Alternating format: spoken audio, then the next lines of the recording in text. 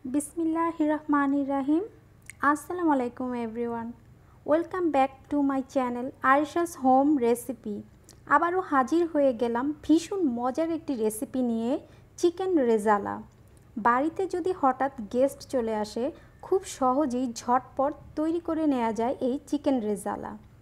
চলুন দেখে নেই কী কী লাগছে এই চিকেন রেজালা বানাতে। এখানে আমি 1 কেজি চিকেন নিয়েছি। আপনারা চাইলে দেশি মুরগি বা ব্রয়লার মুরগি দিয়েও করতে পারেন। এখন আমি চিকেনটাকে প্রথমে একটু ম্যারিনেট করে নিব। তার জন্য আমি এখানে হাফ কাপ টক দই নিয়েছি। টক দইটা একটু এরকম কাঁটা চামচ দিয়ে খুব ভালোভাবে ফেটে নিতে হবে। এখন আমি টক দই আর সামান্য লবণ দিয়ে চিকেনটা একটু ম্যারিনেট করে নেব।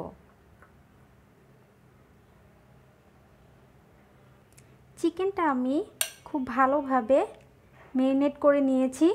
এখন আমি এটা ঢেকে রেখে দিব আধা ঘন্টা। আর এই চিকেনটা রান্নার জন্য আমি যা যা নিয়েছি, এখানে আমি 3 টেবিল চামচ পেঁয়াজ বাটা নিয়েছি, 2 টেবিল চামচ কাঠবাদাম বাটা নিয়েছি, 1 টেবিল চামচ আদা বাটা, 1 টেবিল চামচ রসুন বাটা। গরম মশলার মধ্যে নিয়েছি 2টো তেজপাতা, 3টি লং, 3টি সবুজ এলাচ, একটি কালো এলাচ, আর নিয়েছি 2 টুকরো দারুচিনি। নিয়েছি 1 কাপ দুধ, 2 টেবিল চামচ টমেটো সস, হাফ কাপ পেঁয়াজ কুচি, 1/4 চা চামচ গোলমরিচ গুঁড়ো, 1 চা চামচ জিরা গুঁড়ো, 1 চা চামচ মরিচ গুঁড়ো, 1 চা চামচ নিয়েছি ধনে গুঁড়ো। এখন চলে যাব মূল রান্নায়।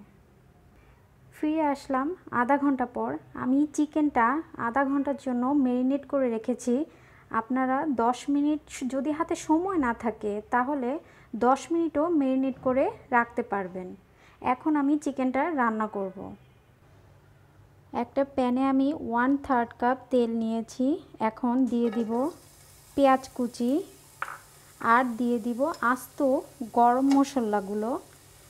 একসাথে দিয়ে আমি পেঁয়াজটা বেরেস্তা করব না, হালকা একটু বাদামি করে ভেজে নিব। পেঁয়াজটা ভাজা শেষ। আর এখন আমি বাটা মশলাগুলো দিয়ে দিব। আর তেলের পরিমাপটাও আপনারা একটু বুঝে দিবেন। রেজালা রান্নায় তেলটা একটু বেশি দিতে হয়। এখন আমি পেঁয়াজ বাটা, বাদাম, আদা, রসুন সবগুলো একসাথে দিয়ে একটু পেঁয়াজের সাথে একটু মিশিয়ে নিব।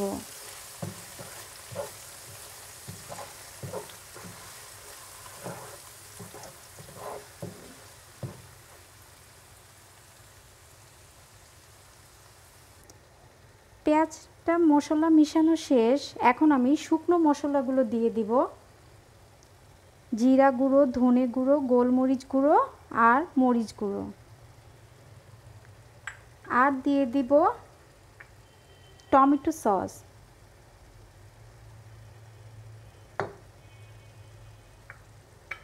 এখন দিব স্বাদ মতো লবণ। লবণটা একটু বুঝে দিতে হবে। আমি চিকেনটাও কিন্তু লবণ আর টক দই দিয়ে ম্যারিনেট করে রেখেছি। আর একটু পানি দিব, দিয়ে আমি মশলাটা খুব ভালোভাবে কষিয়ে নিব। মশলাটা কষানো শেষ। মশলার কাঁচা গন্ধটাও চলে যাবে। আর যখন তেলটা উপরে এরকম ভেসে উঠবে, তখনই বুঝতে হবে মশলাটা একদম পারফেক্টভাবে কষানো হয়ে গিয়েছে। এখন আমি 3টি আলু বুখারা দিয়ে দিব। আর দিয়ে দিব সেই ম্যারিনেট করে রাখা চিকেনগুলো দিয়ে আমি খুব ভালোভাবে মশলার সাথে 2 মিনিট কষিয়ে নেব। আর চুলার আঁচটা আমার থাকবে মাঝারি আঁচে। চিকেনটা আমি একটু মশলার সাথে কষিয়ে নিয়েছি। চিকেন থেকে পানি উঠেছে। এখন এই পানিতেই চিকেনটা আমি একটু সিদ্ধ করব আর আরও কতক্ষণ কষিয়ে নিব। এখন আমি একটা ঢাকনা দিয়ে ঢেকে রেখে দিব। চিকেনটা কষানো শেষ। আমি চিকেনে কোনো পানি দেইনি। চিকেন থেকেই পানি উঠেছে এবং সেই পানিতে আমি চিকেনটা খুব ভালোভাবে কষিয়ে নিয়েছি। তেলটাও উপরে ভেসে উঠেছে। এখন আমি 1 কাপ দুধ দিয়ে দিব। এটা লিকুইড দুধ, গরুর দুধ। আপনারা চাইলে গুঁড়ো দুধ গরম পানিতে গলিয়েও দিতে পারেন।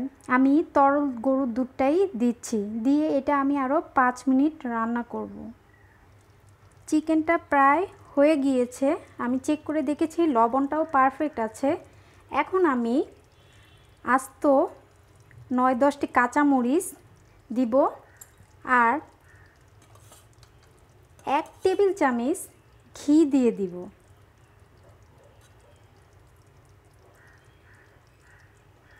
আর দিয়ে দিব হাফ চা চামচ কেওড়ার জল দিয়ে আমি এটা 5 মিনিট ঢাকনা দিয়ে দমে রেখে দিব। চুলার আঁচটা একদম লোতে থাকবে। ফিরে আসছি 5 মিনিট পর। চিকেন রেজালাটা একদম রেডি। আমি চুলাটা বন্ধ করে দিয়েছি। আপনাদেরকে একটু এর ঘনত্বটা দেখাচ্ছি। গ্রেভিটা এরকম থাকবে আর চিকেনটাও পুরা পারফেক্টভাবে সিদ্ধ হয়ে গিয়েছে। এখন আমি এটা সার্ভ করে দেখাবো। হয়ে গেল আমার দারুণ স্বাদের চিকেন রেজালা। বাড়িতে গেস্ট আসলে সবাই খেয়ে মুগ্ধ হয়ে যাবে। একবার হলেও আপনারা এটি বাসায় ট্রাই করে দেখবেন। এটি খুবই টেস্টি। আশা করি সবার অনেক ভালো লাগবে। আমার রেসিপিটি যদি ভালো লেগে থাকে আমাকে অবশ্যই সাবস্ক্রাইব করতে ভুলবেন না আর কমেন্টস করে অবশ্যই জানাবেন কেমন হলো। সবাই ভালো থাকবেন, আমার জন্য দোয়া করবেন। আজকে এখানেই বিদায় নিচ্ছি। আল্লাহ হাফেজ।